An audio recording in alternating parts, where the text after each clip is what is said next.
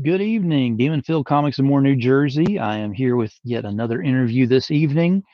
Getting ready to have a good one tonight. Let's go ahead and get some people in here and let me know that you can see and hear me in the comments, if you will, please.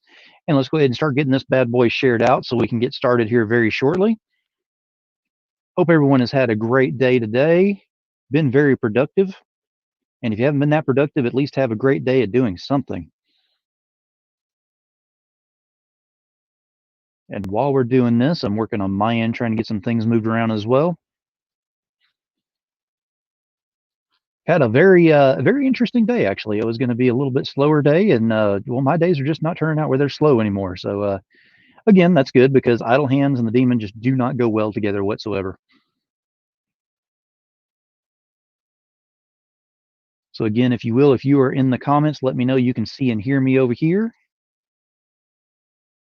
And please get this shared out, and we'll be getting ready to go in about another minute.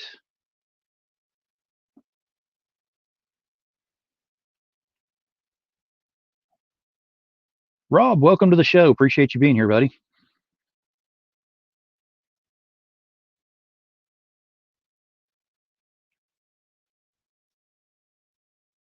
All right, let me go ahead and remove the banner on here real quick. All right, Demon Phil, Comics in More New Jersey. We've got yet another interview for you this evening. I have had a string of some of the greatest interviews since I started doing this and have had a blast doing this. So we're not going to slow up the pace anytime soon. So tonight's interview is not going to be any different with that. Before I get started and get too involved in that, I want to go ahead and thank my sponsors on this one. So we have Totally Rad Comics, which is going to have Totally Rad Life of Violet, which launches June 16th on Kickstarter. Make sure you're there to go ahead and get that one. Sub-Zero Mission, as everyone knows, this is a big one for me. This is the one that actually saves lives by going ahead and going out in their area to go ahead and save the lives of homeless veterans that are out there by giving them the tools they need to survive the winter months. So this is a big one for me. If you do not know enough about this or want to know more, reach out to me and I will give you all the information you need to go ahead and help make a difference with them. Third Empire Banner is our next one that we got on here. Third Empire Banner has got Mojo Rising, which is going to be coming out on Tuesday of next week. So this time next week, we're going to have a launch party happening, and Mojo Rising's coming out. So get your mojo on. Codex Entertainment, we want to thank them as well. That is Lily the Demoness #4, which will be coming out July, which is coming up pretty soon, actually. I'm looking forward to that one. 183 Degree Studio, which is Kara Nicole and Alfred Trujillo. And right now they have Confessions of a Cosplay Diva that is on right now. If you have not gotten involved in that Kickstarter, please jump over there and get involved in that in any way possible. It is a great one to get into. Comic Art Groupies is another one that we have that's fairly new. Wendy Steen Shaner is the one who has that one. And I believe she has a Kickstarter that's coming up, I believe, in July, June or July. She'll correct me on that, I'm sure, at some point. But that one is coming up. Definitely keep your eyes and ears open for that one. And the final one, of course, and she is right up here in the corner, as you can see her right up there, Pantsless Pizza. Pantsless Pizza is our final sponsor that we have on here. A lot more information is going to be involved and revolving around that name as we go along. So keep your eyes and ears open because it's going to get fun around here. All right.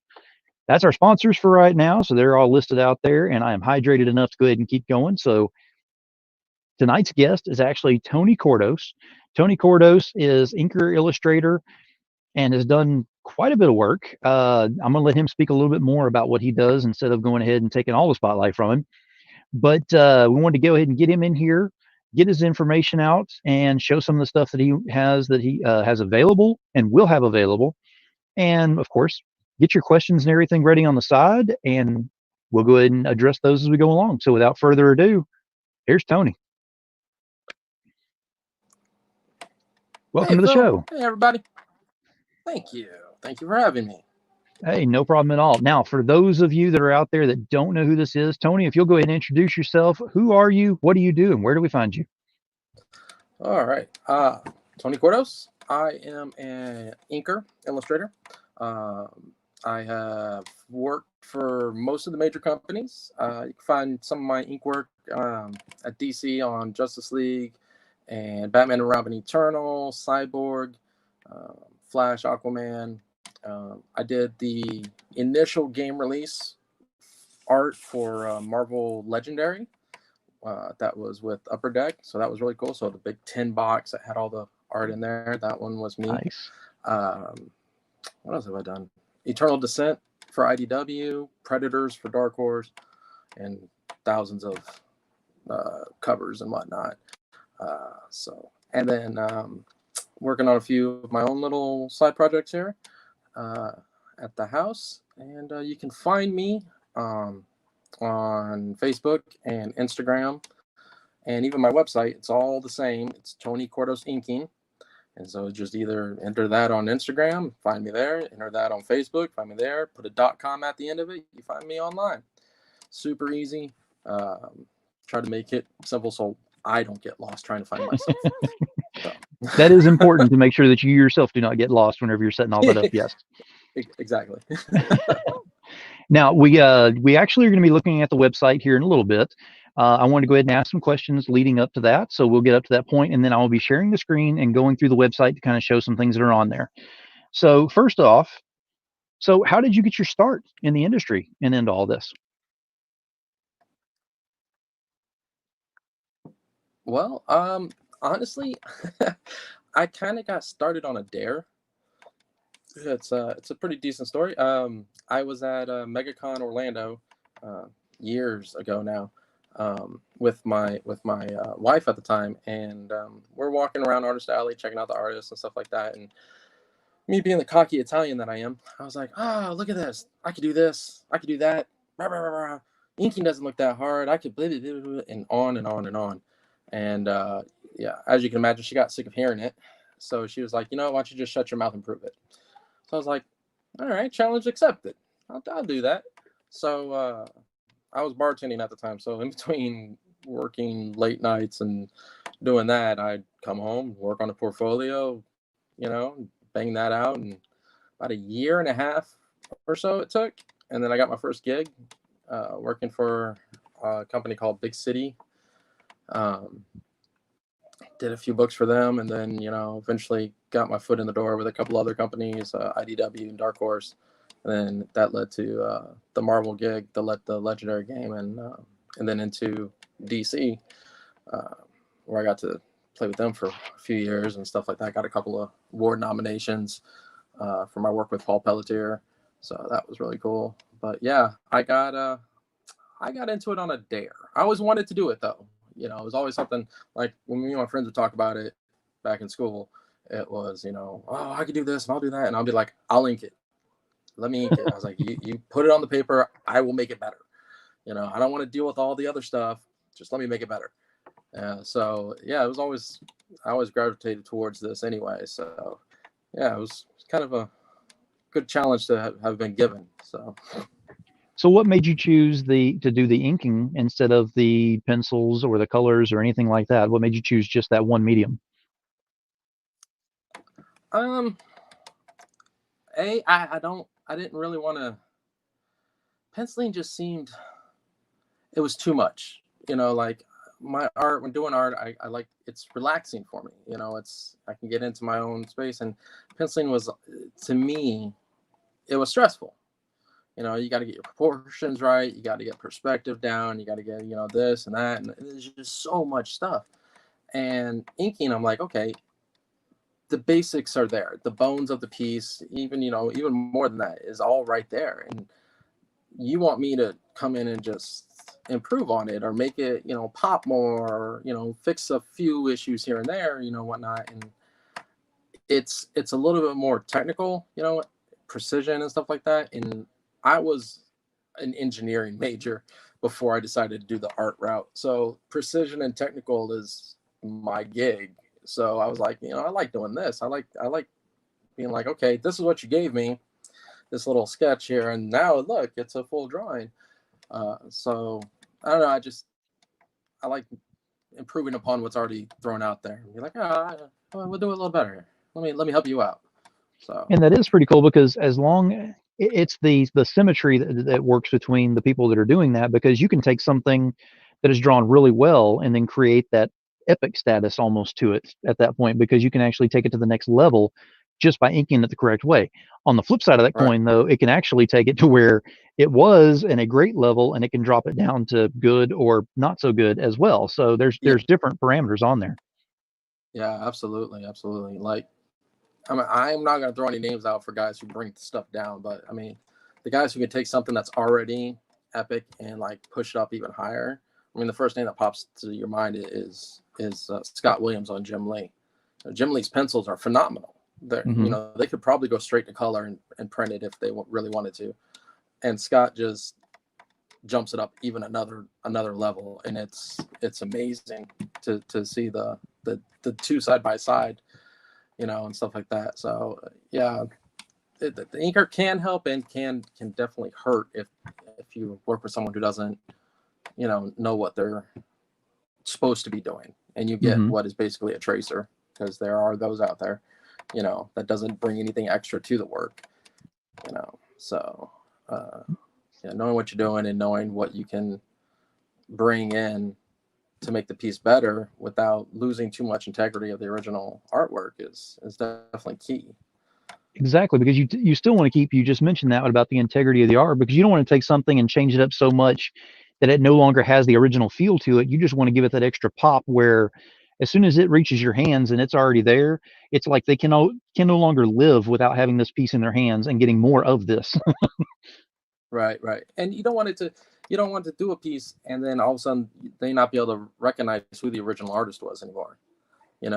I've seen guys do that too. They're so heavy on their ink style that you can always pick out who inked it, but you can't necessarily tell who penciled it. You Right. know, so I try to keep the pencil integrity as much as I can, so that you can still know who was the penciler. Because each guys have their own specific little idiosyncrasies or quirks to their art and stuff like that. So figuring out what those little things are and making sure those stay intact when you do a piece, and accentuating the other parts of it is really the key to doing it. Exactly. Instead of just bulldozing through all one way or whatnot. And that's one thing that, coming from outside of the industry, because I don't have an artistic bone in my body. I can't draw a stick figure straight. I mean, it's just not going to happen. So that's not my strength in this industry by any means. Yeah, if you ever wanted to cover from me, I'm sorry to burst your bubble on that one, but it's just not going to happen. But whenever I would go to my LCS, or whenever I would order, books or whatever, it was always the finished product that you would look at, going, "Wow, this is great and this is really cool and everything." But then once you've actually been able to peek behind the curtain and see from pencils to inks to colors to, the whole line going through that, it amazes me how many changes can be made just from one level to the next. And Oh like yeah. we discussed, it can either make it much greater or much worse. And that's why you really have that symmetry on there. So I was going to ask the question, who have you worked with that you've had the most symmetry in working with their work? Probably Paul Pelletier. Um, Okay. I've done my most work was with him. And, Uh-oh, we're losing you. we used to live like in person things, and I'm still here. There we go. Got me? You had frozen up for a moment. Okay. Well, I'm in Florida. We screw things up. But so Paul Pelletier, living like 10 minutes from me, was really helpful. He was like one of the main guys that I worked with for a while, and we could just get together real quick at the local comic shop and be like, oh yeah, I really liked what you did here. Can you work on this? Can we do this? And we developed a pretty good relationship to be able to, you know, he's like, look, just do this, do my faces. That was his thing. He's like, do the faces exactly how I do them. You don't need to accentuate them at all. He's like, the rest of it, have fun and play. And I was like, all right, cool. So that's what I would do. And then I'd play with this, and then he'd come back and he'd be like, I love the way you do hair. Don't change it. Do hair like that all the time. I don't care what I put on the paper, or hey, I really like the textures here and there, whatnot. So, knowing what your penciler likes and having a good rapport with them, being able to talk and take constructive criticism back and forth is really key to developing that link with each other, you know. So that was, yeah, I think Paul would definitely be the top guy for me. Very cool. Now, let me ask you this: out of the stuff that you've done, because I know you've done quite a bit, and it's really cool to see. And we're still going to get into your website to look at some things. What is your favorite piece that you've ever worked on? Hmm. Well, that's hard. um, it probably the first Justice League cover I worked on. That might be my favorite. One of the first two. I did two, three. One of the first two is definitely my favorites. I remember the first one I did it. I was really nervous too. I'd already been working for a while, but then you get a Justice League and you're like, oh, and it had all the members on there, all the main guys, Batman, Wonder Woman, Superman, Cyborg, Green Lantern, Aquaman, Flash. Everybody was on there, and Robin. Like, boom. And then they were fighting up against these like cyborg dog dragon things, and I was like, "This is so cool! It's like a whole big team fighting, and I can do textures with these dragon doggy thingies and I had so much fun." And then the next one I got to do, it had all the characters on it. And in the center was Jessica Cruz, the new Green Lantern, and she was like reaching out for her ring. And the piece was completely different than the one before, where this one, it was more about the starkness of the piece. There was a lot of blank space in it and a lot of just shadowed area, like almost silhouetted and stuff. And it was completely different than the one before, but it stands out like it's just like a pow, is in your face type of piece. I think that's the one cover I still own. I haven't sold or tried to sell yet, really, because I put a price tag on it that nobody will pay. Yeah. So that's how you keep your art. But Exactly. yeah, so that's I really like that one too, because I really like stuff that kind of pops and stands out with the stark contrast and things. So I'm really happy with that piece. Very cool. Now I'm gonna go ahead and share the screen, and we're gonna go to your website, and I'm gonna get you to kind of talk about it as I go through and scroll. Oh, ready? So let me bring this up. So bear with me just a moment. All right, so it should be on the screen now. Hey, So here yeah, is I know that your website. print store. Yeah. Can you see it All over there? right. Cool. Okay. Yep, I see it. Yeah. Okay. So the top here, the first things I have, I actually have two bundles that I do, because I did a couple different sets. Um, as you can see, most of the pictures on there are Star Wars characters, bad guys, of course, and half their faces are skulls, or their skulls are incorporated somewhere into the piece, like with the Boba Fett. Um, it's just the things that I've been doing a lot lately. I've been doing a lot of skull work because it's fun to play with the textures of the bone and stuff like that. And I've really been getting into it. So the first two things up there, the first one is, a bundle set for all 9 pieces. Uh, so it's a pretty good deal. The prints are normally 20 and you get all 9 for 150. So, And if you knock look at the off detail on here, let me decent show amount you. there. That's what we're talking about, having the skull on Yeah. there. I mean, The Dark Hall. yeah, it's that is sick. Yeah, and these pieces here, the skull pieces, I did all the pencil work and the color work on them as well, which is why one of my hashtags that I tend to use on Instagram is not just an inker. Um, and then I got the Ninja Turtle set as well, but the Boba Fett, his skull's inside his glass area there, which is cool. I had printed out, and I'm gonna get some more as soon as I can. The Boba Fett especially, I printed it on canvas, like stretched Mhm. canvas, and I had put liquid glass where the glass should be, so it gave a real glossy effect to it, and you could Nice. still see the skull underneath because it's clear. Yeah, it was really cool. I had that for New York Comic Con last year, so whenever conventions get back to going again, I'll probably start bringing in canvases again as well. Now, I wanted to show So as before you we get scroll into the down, Ninja Turtles, let me show real quick yeah, on this, because this actually caught my eye whenever I was going through here, because you've got the the Sith Lords. There you go. Oh yes. And it is just Uh, that is a ton of yeah. detail that's coming out of that. Yeah. So we had to pick a Sith guy from each generation. So Maul obviously was very, he was the guy who I think out of the prequel is the one that stood out the most to everybody. He's the one Mhm. everyone remembers. Even though he was only in it for like half a movie. And then of course Vader, he's the big bad guy, as always. And I figured, Kylo, even though he's a little emo punk, we'll still throw him in there at the end. So that was a fun piece to do. I really enjoyed doing it. We did it full size 213 11 by 17 Yeah. artboards. So it was huge when it was finished. Now, whenever you get into the Ninja Now Turtle we'll go stuff, I down and remember got you the American showing, Ninja Turtle. yeah, Rocksteady and Bebop. I remember whenever I saw this at the online con, whenever I was there doing that. That was, Right. I mean, just look at the amount of detail that's involved in this.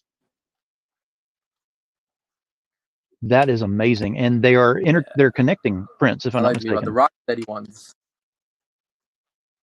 They are not actually. I wish they were. I didn't have enough forward thinking on that one to do that. Okay. Um, Sadly, yeah. They look like it though, because the turtles themselves and Right. Splinter all have the pipe work, the sewer work behind them and everything, but they actually don't connect up. Because these pieces here, I was the inker and the colorist, and it was actually just different pencilers on all of them. So the reason I did everything was so that there was a uniformity to it, in the style of the feathering and cross hatching and whatnot. This is actually probably my favorite one is the Rocksteady. I love how he came out. He's just gnarly looking. Yeah, exactly. And it's got a ton of depth to it. I mean, this is not a two-dimensional page that I'm looking at. This is a whole mess of depth that's been put on there strictly by the inks. Oh, thank you. I do appreciate that.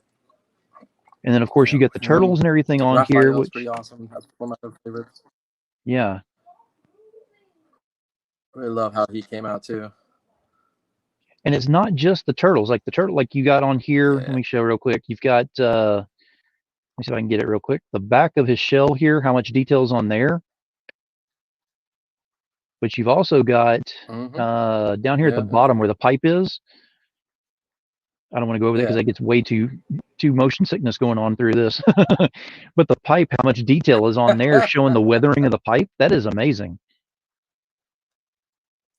It's funny. I look back at the pipes now, and I'm like, oh my god, what was I thinking?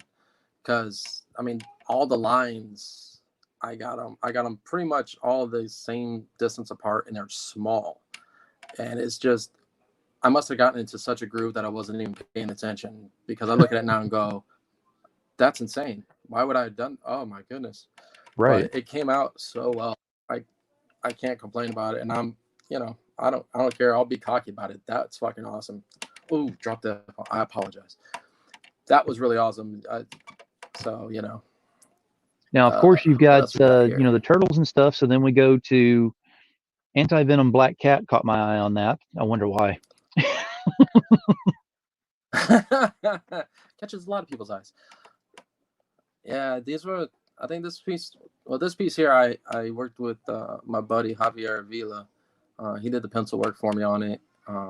We had already done the Venom and Gwen and the Carnage MJ piece. They were commissions for somebody, and I was like, we need a third one. I was like, let's do Black Cat and Anti Venom, and he was down for it. So we banged that one out, and then just did them as a set, the three.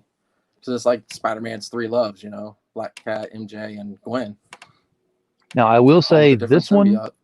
This one is my favorite, and this one's been my favorite since you showed it at the con. Because that is the absolute truth. Because if I don't have my coffee, people die. That makes me so happy, because this was my idea and my concept from start to finish. I don't know where it came from, I just was like, everyone talks about how much they love coffee and this, that. So I was like, I was into skulls at the time, still doing skulls and stuff. And I was like, what if the steam revealed the face, life underneath the, the skull and stuff. And I don't know, I really enjoy this piece, and I'm glad that you love it. And I've actually got a lot of good feedback from it too. I kind of want to do a companion piece for it and do a Whiskey is Life Nice. one as well. So how that works. Now, I wanted to point out the reflection pieces that you've got on here because I just wanted to show a couple of those because these are really, really cool. So you've got this piece here, which is your full color, which is very nice. Whenever you look at it, you're like, okay, that is amazing on how much detail is involved in there and how much contrast and how you can really tell where the mirror begins and ends, which is hard to do, especially whenever you're dealing with, that much light coming off of it and all from her powers and everything. Right. But what got me is this one. If you want to go ahead and explain, just kind of explain why you went with the grayscale, because that is cool.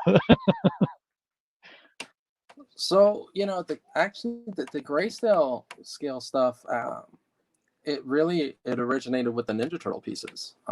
Throwing the single pop of color in with those pieces, I decided to kind of bring that through into some of the newer stuff that I was doing too, and see how people reacted to it. Instead of doing just the black line work and then a color spot, I was like, let's take the full color, gray out most of it, and do color just on one area that I want to be hyper focused on.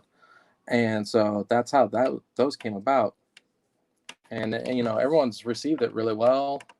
And they it's funny, they tend to gravitate towards the gray scales with the pop of colors more than the full color pieces. So I can't complain that, because my little idea is working.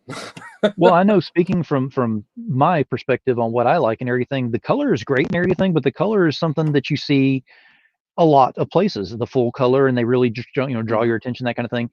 The fact that you go with the grayscale and then it gravitates toward a little bit of the color that's kind of mixed in there, it's just enough to get your attention. It's not enough to take away from the full aspect of what you're looking at, and I like that. Like, take this piece right here with flash and reverse flash on there. And it's really cool how not only you did that with the colors, but you did it with the reverse colors to go ahead and really accent what was going on. So it's like good versus evil in just color form with a gray background. That's amazing. Oh, yeah. Thank you. Yeah, it's I don't know, man. They really look. I like them, and part of it, like I said, the Ninja Turtle stuff was really popping out. So I was like, okay, let's do some more of this stuff, and I realized that a lot of the grayscale things, that's what's drawing people's attention over to my, it at the conventions, it's it's color, color, color, color, color, color, gray with a little bit of color. Hey, what's this? It's a way, it helps me stand out a little bit too. So it gives me a little bit more, recognition difference amongst all the other sea of artists out there. So you gotta find ways to stand out. Oh, absolutely. I mean, it does. It makes it stand out quite a bit. It gives you a totally the style that stands out of here. You can definitely pick your table out of a con. If we were going to a con and I saw these kind of out behind the table or whatever, I would know that that's actually your area. Perfect, man. That's exactly what I'm going for. I love these pieces. The Pennywise pieces are some of my favorites. Yeah, that's the Pennywise old, and this is the Pennywise new. And even the skulls funny, you man. changed up on there See because people they're at the not the same cons, kind they're of like, skulls. oh, Uh-huh. they love it. They're like, oh, this is awesome. I can't have this in my house. But it catches everyone's attention. So I'm like, all right, that's fine too. I don't mind. I mean, there is so much to go through on here. So you definitely want to go through and look at the website and see all the different things that are on there. And that right there is just that's just the prints. He's also got original art on there, which is amazing. So I mean, there's all kinds of things to go through on there. Some of the original art from a lot of the prints is still in there. I haven't gotten to it yet, but I'm going to be uploading like my original sequential pages from whatever I have left. Really, there's a lot of it's Cyborg. There's some Justice League stuff left and whatnot. So I'm going to upload a lot of that as well. A lot of covers from the different indie books that I've done that I have the artwork for. So, and then, like I'd like to do, I kind of fell out of it, but I was doing like a toss-up Tuesday thing every Tuesday, and I was throwing out like 2 things, pick between this and this, and whichever wins, I was doing like a quick drawing of that week to post back Nice. up. Kind of fell out of that a little bit. COVID screwed up my whole schedule and everything, but I'll get back to that here soon and start doing that again, because that was kind of fun. I liked it. Gave me challenges that I wouldn't normally do, so like I think the first thing was between a wizard and a knight in the wizard one, so I drew a squizzard. It was a squid wizard, for just why not? Nobody specified what kind of wizard I had to do. Exactly. So, but yeah, Now, I little will things say like that Joseph Bruno's in here. He said it is definitely special. Now, Joseph Bruno is actually a photographer and has his own gallery, not too far from where I live. So him saying that, he's definitely seeing some serious talent behind that. And it is true, Thank you. because you've got a great style. Not only that, but I mean, it really pops and speaks to you whenever you have that. So that'd be something I could definitely see in a gallery form. Wow. I've kind of been thinking about doing, a little bit more. Well, the Coffee is Life is more of a fine art piece, compared to the comic stuff that I do. So I've been thinking about that and maybe doing something a little more fine artish. The one piece that's not on there that I love, and I don't have it on the website because I haven't figured out what I'm going to do, how I'm going to do it yet. I think you've seen it though. Is the Grim Reaper blowing the bubble? Yes. That piece is I want to. I haven't figured out how I'm going to do that one yet, because it's actually not sized well to go on to like a 11 by 17 or something like that. So I haven't figured out how I'm going to do that one just yet. I've done a couple little things with that. I've gotten it on like little canvases before, and they went pretty well. But yeah, I love that guy.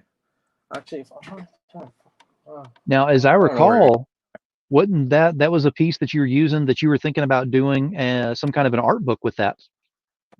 Yeah. I'm still in the works on that one. I've got 3 pieces done for it so far. So working my way to that way. Commissions kind of came in, and so I'm like, okay, commission work time. Those. Oh darn, got to make money. yeah. But I'll definitely be getting back into that one too, because I think that's something that's gonna, when I get finished, it's gonna come out really cool. Yeah, I want one. If I don't put a lot of words to it, it should tell a story. When we discussed about that, exactly, because whenever we discussed about that at the con, I was going nuts over on the side, because everyone else that doesn't know what's going on with this, I wish we had the piece to show you, but basically there's a Grim Reaper, and everywhere the bubbles. Okay, go right ahead. I'm sure it's everywhere that there's bubbles going, it shows the death that happens in the background. So there's life everywhere, but everywhere the bubbles kind of show that perspective of death in the background. It is an amazing looking piece. And what he's thinking about doing is doing an entire art book that everywhere the bubbles hit on all kinds of different things, it shows the change like that. And I'm about to give him full screen. Hang on a sec. There he is. There we go. There's the Grim Reaper. Yeah. So that's him blowing his bubble. Yep. Story for him is that he was trying to appeal to a younger generation, not be so scary. So he decided to blow bubbles now instead of have his scythe. And then the one of the pieces that I did for it, where the bubbles pass over. Yes. There we go. You see the quote unquote death below. Yep. So yeah. This kind of probably an art book, mostly of those type of images and whatnot. And put it all together. it's a unique idea because where the bubbles touch, it shows the depth below, like you're talking about. And whenever you were showing a couple of those pieces at the con, my jaw was on the ground because I was like, wait a minute, I've never even heard of anything like this before. So it was very cool to see something totally different. And whenever you mentioned, because I remember you said, I don't know, maybe I'll do a book for it later on. I was like, oh yeah, you have to now. Yeah, the decision was made for me. That I have to do that. So, but yeah, that's I have a lot of really cool ideas for it too. Like beyond just the cutesy animals and stuff like that. I think I might have mentioned one that during the con of a soldier firing off a bunch of bullets. Yep. And only certain bullets would have the bubbles because each bubble, has a specific target. So there's no bubble out there that doesn't have a target. So it's not just going to be random, Right. whatnot. So yeah. And not every bullet will definitely actually hit its mark. That's what you said on there too, because you exactly. said you can fire off an entire round or a magazine, whatever, and all of a sudden not every single one of them is going to have death attached to it, because some of them are going to hit in the wood behind or the ground or whatever. But it's really cool that certain ones are going to have that where you can actually see through it. That is amazing to me. Yeah, so that's it's gonna be fun. I really dig into the bones of the project. It's gonna be bones puns. It should be pretty fun. Come out nice, interesting book. Hopefully something brand new that no one's really seen before. I completely agree. And that is something that definitely has to happen. I mean, I've already said it before, and I know you're already getting some people over in the audience that are excited about it. And everyone who is not able to watch right now is going to watch later on. I know they're going to say the same thing. So it has to happen. And whenever it does, we're going to be there ready to support you on that. And then go ahead and hit the share button and get that thing around, because that is a very cool book to have. Awesome. Yeah, I definitely will appreciate that. Now, be sure to make sure everyone knows, let all you guys know when it's coming to fruition and whatnot, and however I'm going to be able to, print it out and get it distributed out to everybody and stuff. So exactly. Hopefully I'd like to have it done this year. So if I can make that happen, I definitely will. So we'll definitely be looking for it. Trust me. Now, what has been your most challenging request that you've gotten for a commission piece? The most challenging. I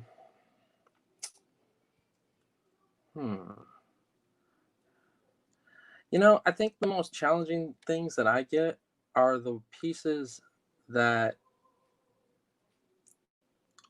are very, very loose. Like I like it a little loose so I can, accentuate things and whatnot. But when stuff is like nothing more than really a rough pencil thumbnail, I find that intimidating, I guess, because then I was like, now I got to pencil stuff, and I was like, and penciling makes me stress out as it is, and I was like, so those are the things that kind of stress me. I had to ink 2 Frank Miller blank cover sketches in the past, and if you've ever seen Frank's pencils, it's like nothing there really. It's a very loose, bare, image of what you're supposed to be doing, and so those were kind of intimidating to do that. Bye, Ed. Just letting Ed know. So, but a lot of guys were like, oh no, the ones with all the details and the tiny. No, I love those, man. I'll dig into that, and I'll pull detail out and I'll throw textures in everywhere, and that's fun.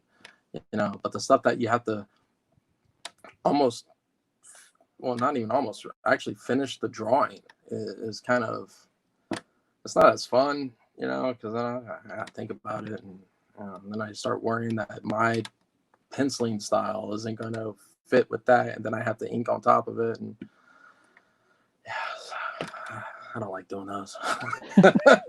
Just makes it more stressful at that point. It does. Not a fan. Now, what was that moment in your career, that pivotal moment, whenever you knew that you had actually made it into the industry and you were making your mark?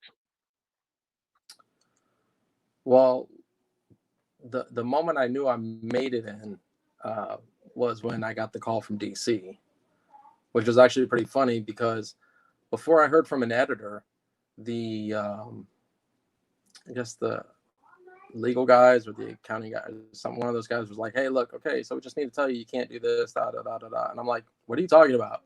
They're like, "Has no one told you yet?" And I was like, "Told me what?" And they're like, "Oh, you're going to be working on this. You have a job." I was like, "Oh, fantastic!" So that was like when I knew I made it. As for making a mark, though, I think the first time I realized that was, when I got my first Inkwell nomination. I was like, people have actually noticed the work and stuff. So at that point, I was like, okay, all my cockiness is actually paying off, or is accurate. It's not cocky anymore. Now it's confidence. I've shown that I can do what I say I can do. So that's probably when I realized, okay, yeah, I'm coming along well with this here. So Very nice. Now, I've got a question out here from the audience. I'm going to bring up here in just a moment, but I want to give the wrong answer first oh, because the question here, let me go ahead and bring this up. I got here late, but what does an inker do? Do you get a framework and work for that? So I want to give the wrong answer first. Inking is not tracing. I just want to go ahead and throw that out there so that everybody knows it is not simple tracing. I have had other people who have been on panels and whatnot that I'm not going to go into great detail on what was going on with that, but there was a whole lot of talk about inking is nothing more than tracing. Now, you can go ahead and explain, if you will, what inking is now, but I wanted to give the wrong answer first because I don't want anybody to sit up here getting that idea. well, I appreciate that. Thank you. Yeah, inking definitely is not tracing. If that's all the inker is doing, they're not an inker; they're a tracer, and they're not bringing anything to the artwork. So what I do is, what'll happen is I will get either the original artwork, pencil work, or a scan. More likely now, they send scans of the artwork and print it out. So I'll have the original artwork that the penciler drew out and everything, and it's my job to, I go over some of those lines line for line, like with faces and stuff like that, things that are highly detailed that they spend a lot of time on. They want them to look exactly how they imagine them, and how they produce them. But then a lot of the other stuff, it's up to me or the other inkers, whoever, to bring in the depth, make sure that image is as three-dimensional as we can make it in black and white form. So therefore, if the figure work that's in the foreground doesn't have a heavy outline on it, we need to thicken that up. If the ones in the back are the same thickness as the ones in the middle ground, we have to lighten those up. Make sure we do them thinner.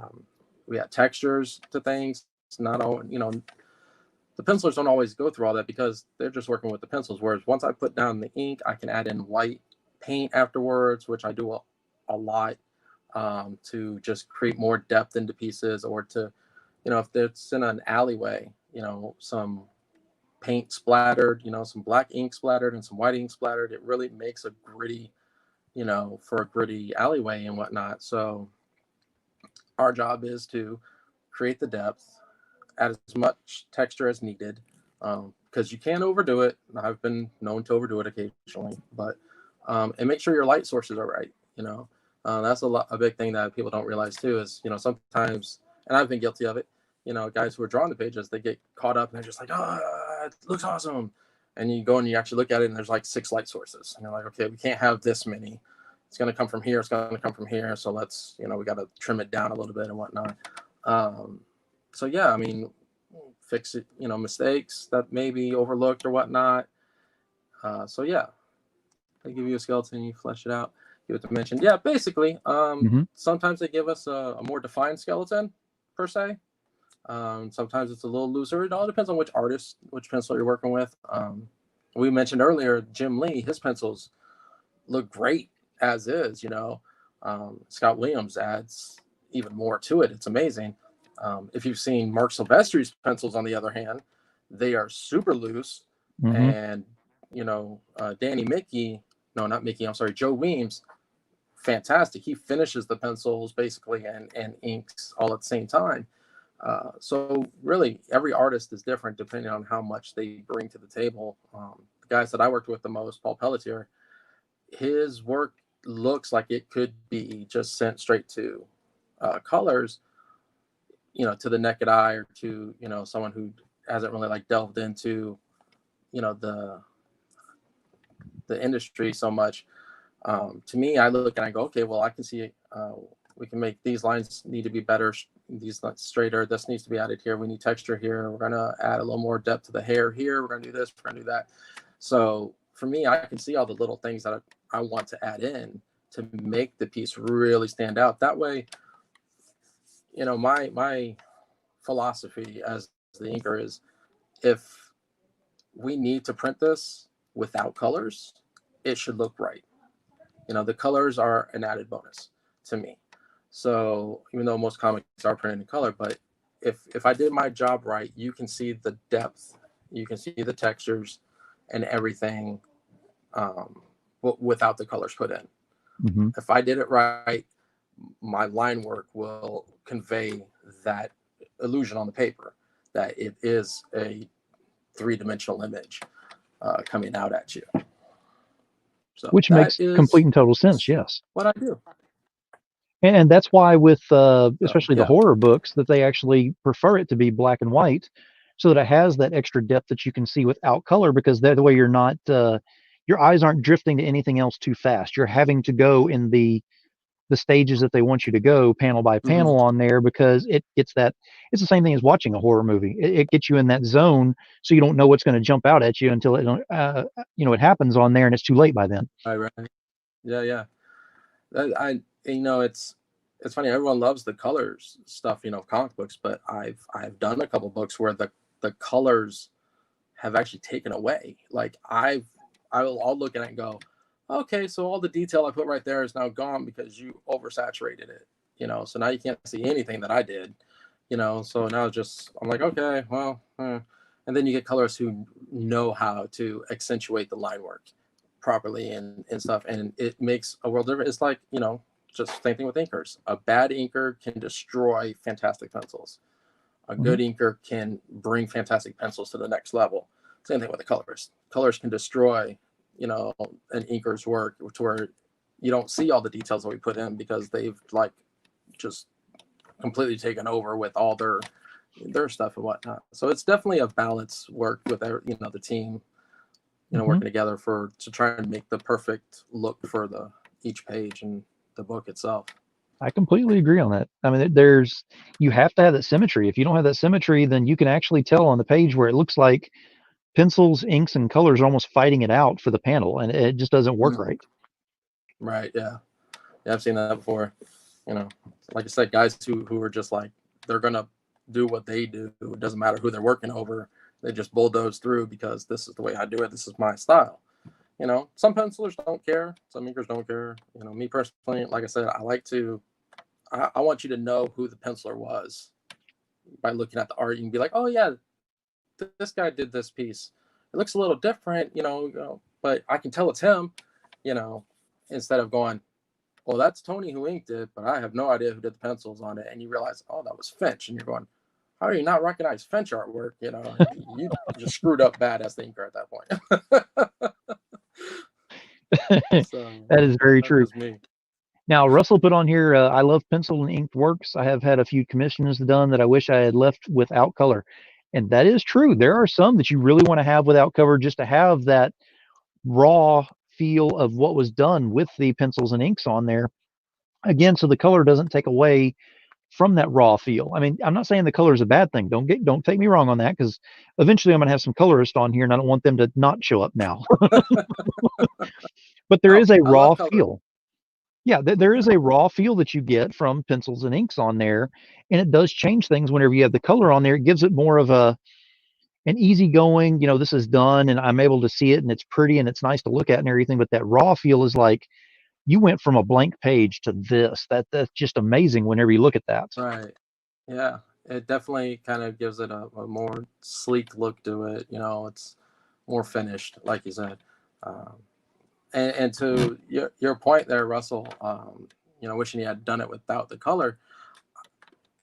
I know a lot of guys who, a lot of my commission work lately, especially, is me working over scanned copies of people's art, because they want to keep the pencils and they want to display the inks next to the pencils, and then they'll have somebody digitally color it or hand color it, whatever, and they'll do that on a copy of my inks, so that they can display the whole process together. And that's become actually quite popular here recently in the past 10 years or so. People have been starting to do that even more often now. So I have a couple of clients that's how they do it. They're like, I'll send you the scans, you can work on the scans. And I was like, all right, well, that's fine with me. It's less messy that way, actually, because pencil gets all over your arms. And... Now, what is some of the best advice that you've ever been given in the industry? Don't miss a deadline. And take advice from everybody. For a while, I was only going to pencilers and seeing what they thought and whatnot. I was like, wouldn't it be weird to go to an inker and be like, hey, look at my stuff, I'm your competition? And they're like, no, do that. Go to colorists and ask them what they think of your work. How would you feel if I handed this to you? Would you be able to work with this? And be able to take constructive criticism. It's not an attack against you. It's not an attack on your art. It's, hey, this is cool, but these are some areas you need to work on. Try this, try that. Most people in the industry are, if you show them something, they're more than willing to talk it, and help people out and give you advice and stuff like that. Like, I love doing this. One of my favorite things to do at cons is when people bring up art portfolios, when our kids come up and they're like, I want to learn how to draw. I'm like, all right, come on behind the table, let's do this. I'm always doing that. And then, the other things, two things that I think are most important is for people who draw, the pencilers, and I've learned it myself more recently, is you have to draw from life. You can't draw from images on the computer screen. It looks three-dimensional, but it's really not. Drawing a person sitting in a chair live versus drawing a person sitting in a chair on the computer screen, completely different. It's two totally different pictures, and I guarantee they're going to come out completely different. It could be the same person, it's not going to look the same, because you're gonna see a lot more depth in real life than you will on that two-dimensional screen. So always, if you can draw it from life, draw it from life. And then the other thing is, draw every day. You have to draw every day. You have to do something artistic every day. If you're on vacation at Disney World or something, hard to draw. But if you're at home, every day, draw. I usually have a little pad with me, so if I get an idea, I can at least sketch it out on a pad, and it's just a little pocketbook thing, and that and that's why I tell everyone that. I was like, always have something with you. Have some type of sketch pad with you, even if it's a tiny little thing, and just sketching it. You're going to be sitting somewhere at some point, not moving. Take 3 minutes and draw the person standing next to you.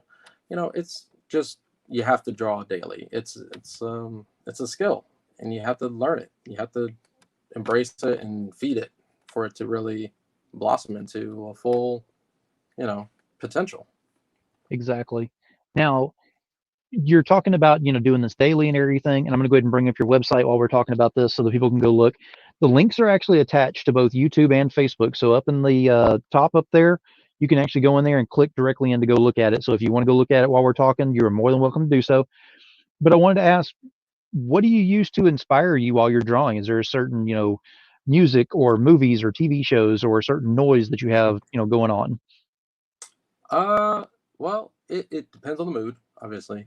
Because sometimes TV is very distracting.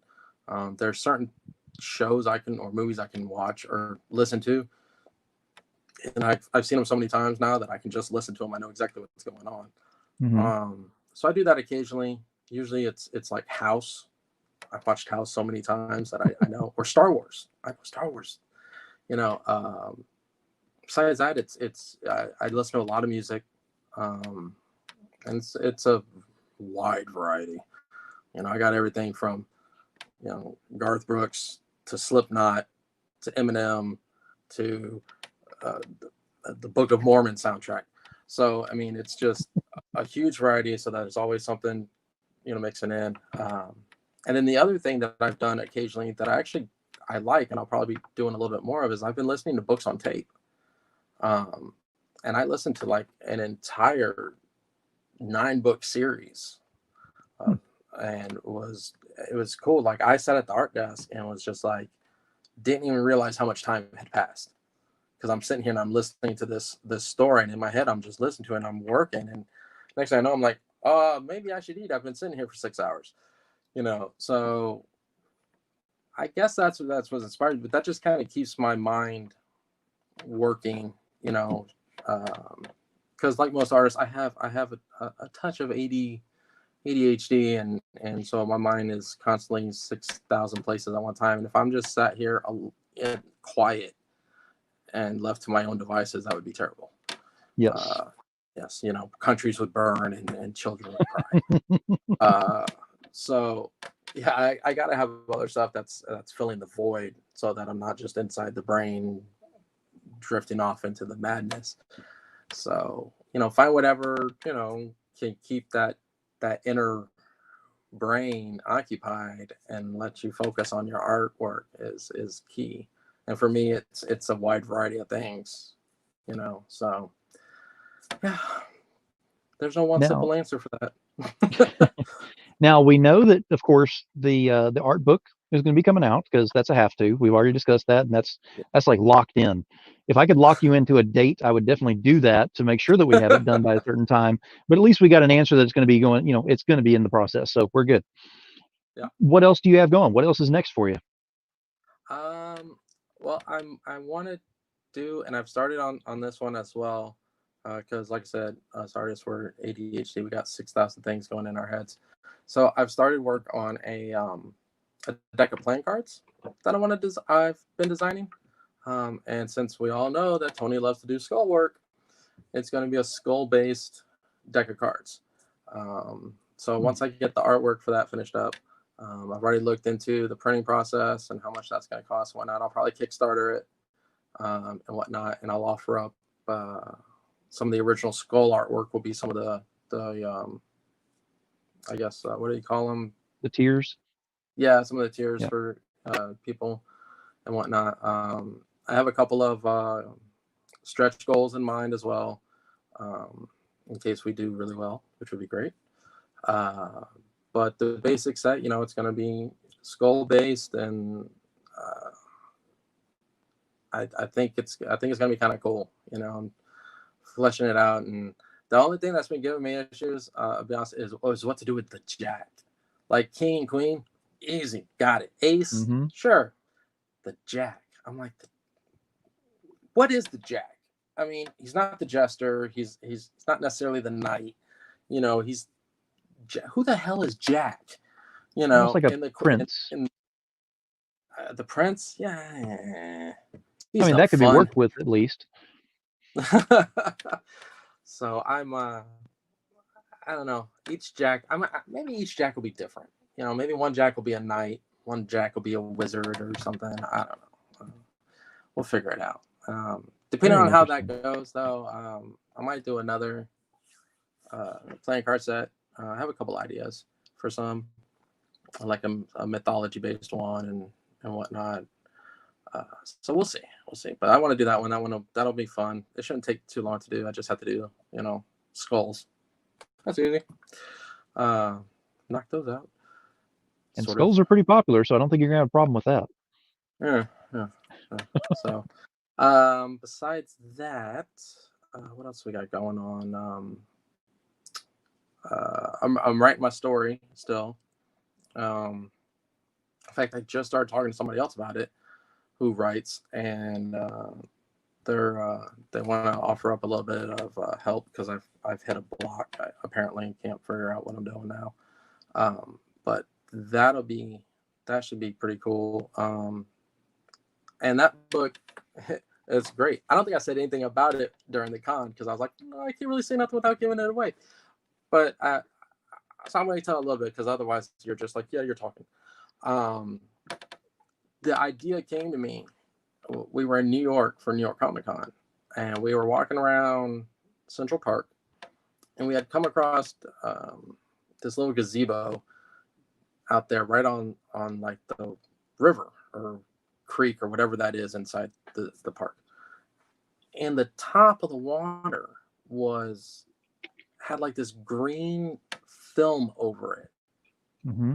And it was crazy because like I'm looking at going, we're right here, and just below that green film is a completely different world.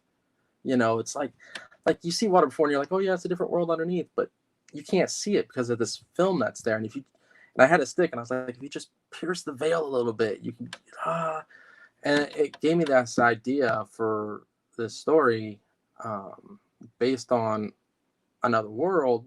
And the book itself and the alternate world, it's called The Pretty. And so it's going to be an adventure with some kids that end up traveling over there and having to save that particular world, just through circumstance, really, more than anything else. And that's all I'm going to give you on that one for right now. So that's what do we got here? Jack as a skull, Jack the Ripper, Jack as a skull, Jack and the Beanstalk, Jack Skellington, Jack Daniels. I like the Jack Daniels. It's not a bad idea. Not a bad idea. Russell is a jack of all trades. He has all kinds of answers for things. Puns. My daughter watches this. She's gonna love it. She's a pun fanatic. But yeah, so that's that story. And then I don't know if I had mentioned the other one. I want to do something a little cartoony, a little more of a comedic. It's called The Devil's Day Off. So it's what happens on his days off. What's he do? He gets one day off, every 666 Mondays. He gets a day off. And it's always a Monday because those are always the worst days. So obviously that's the day the devil's off roaming around the city, is doing whatever he wants to do. Why are the polar ice caps melting? Well, the exit from hell. He's really hot. He goes out to the North Pole or the South Pole. He sits there on a beach chair with a martini, and the heat radiating off him is what's melting the polar ice caps. So silly stuff like that and going on the book. Like the entrance to hell is going to be through It's a Small World. Obviously not that one. But, it's a tiny planet or something. I don't know. I'll think of a cool name for it. So little things like that, just tongue-in-cheek stuff. He's going to be a bird at some point and just be taking poops on people's cars as they come out of the car wash. Just little things. That lady at the drugstore that's paying for everything with pennies. He's just going to cause a hassle. And then, so it should be pretty fun. A lot of comedy in that one, but yeah, so I got like a few things up in here that are worming their way out and onto different pieces of paper, and hopefully we'll be in y'all's hands soon. And that sounds very interesting. I actually like the premise of that one. Of course, demon, so that one sounds very cool to me. And Joseph Bruno said, "Small World is appropriate." I agree, right? But for trademark's sake, he cannot put that in there. No. We won't do that. We'll change it up a little bit. It's a tiny planet or something. I've said it twice now. That's the way to go. So yeah, that sounds interesting because what does the devil do whenever he has a bad day? That's interesting. That's you always hear about what he's doing to cause bad days or whatever, but if he actually has a day off and it becomes a bad day, yeah, that could be fun. Yeah. And actually, I'm not a religious person. Don't do the church thing, whatever. So I've got some ideas for this that are really going to make me very unpopular with some of my family members. But that's okay. It's okay. we're gonna make God out to not be the greatest guy that they all think he is, you know. So it should be pretty interesting. But I'm not gonna get into that because that's religious, and we're gonna steer clear of that, like politics. So, Very true. Very true. but when the book comes out, you want to check it out because it'll be a fun read. Well, definitely save me a copy to the side, signed, please, and I will definitely be getting that from you. Sign it, man. Well, Tony, we've had a blast having you on here this evening, had a lot of information to go through here and been able to learn a lot more about you and what you do. And we have your website, of course, it's available. If you'll go ahead and give us a last audible shout out on where we can find you and what you got coming at us here very soon. And we appreciate you being here. Yeah, man, absolutely. I appreciate you having me on here. This has been fun. You can find me. It's real easy to find Tony. It's Tony Kordos Inking. You type that into Instagram, boom, I pop up. You type it into Facebook, boom, I pop up. Add a .com at the end, boom, I pop up. So all you got to remember is Tony Kordos Inking, and there you go. I'm super easy to find. If you can't find me, get a hold of Phil. Phil can find me. So there you go. You know how to get him. As for coming up, like I said, I'm like a lot of these other guys here. I'm hoping cons come back. I have the Tampa Bay convention. They said they're going to be on. So I have a table. I will be there. If that convention's on, I'll be there. It's July 10th through 12th down here in Tampa, where I'm from. So, if you're in the area and you're not scared of the COVID, come on out, BS with me a little bit, buy some art from people, meet some artists, whatnot. And like I said, I'll be working on the Grim Reaper bubble book, and I'll be working on the card set, and we'll get some new stuff out to you guys soon. Got to keep your appetites wet for more, right? Yes, absolutely. Very cool. Definitely looking forward to that. And actually, I'll probably be reaching out to you to get you on as a future guest here coming up because I think I've got a panel of inkers that I'm getting together. So I wanted to see if maybe you'd be interested in that. We could talk about that later. Cool. But yeah, I think that'd be pretty cool to have a panel of inkers up here to go ahead and bounce some ideas and talk about some experiences. That'd be cool. All right. Well, I've had a great evening. I hope you have as well. And I'm going to go ahead and push you back here to backstage for right now. I'm going to do my closing statements. But like I said, if you want to stay back there afterwards, you're more than welcome to. Go. And I will Thanks, see everybody. you next time. Thank you. Good night. All right. So we had Tony Kordos up here. We had a great time with him, learned a lot more about what he's doing. He's got some amazing works that are coming up. Definitely looking forward to that book with the death bubbles. That just sounds really cool. It's a whole different concept that I don't think I've ever heard of with anybody else having. So that's really looking forward to that. Now, I always have a closing statement. Tonight is no different than that. I never script it. I never write it down. And it goes along with my guest on what they're saying and all. And tonight it's about what are you willing to do on a dare? Now, I know it's probably the wrong audience to ask that out loud. And I know there's going to be some comments that are going to be following from that one. But before you get too involved in that, let me go ahead and clarify. What are you willing to do on a dare? Because Tony was dared, hey, if you think you can do anything on this, do it. Why don't you go ahead and try it? So he stepped out of his wheelhouse and did something out of his normal to go ahead and achieve this dare. And now he is where he is now. So my question is anybody that's out there, what have you been dared to do lately? What have you been dared to do that you're scared to do? What have you had put in front of you that you should have done a dare on? So maybe it's time to go ahead and look at it as, hey, it's time to take it up on that dare. So I dare you to look in the mirror and see what you've been dared and see if you've been scared or you're ready to be dared. Say that a few times fast. All right. Demon Phil, Comics and More, New Jersey. You already know. Keep it indie, y'all.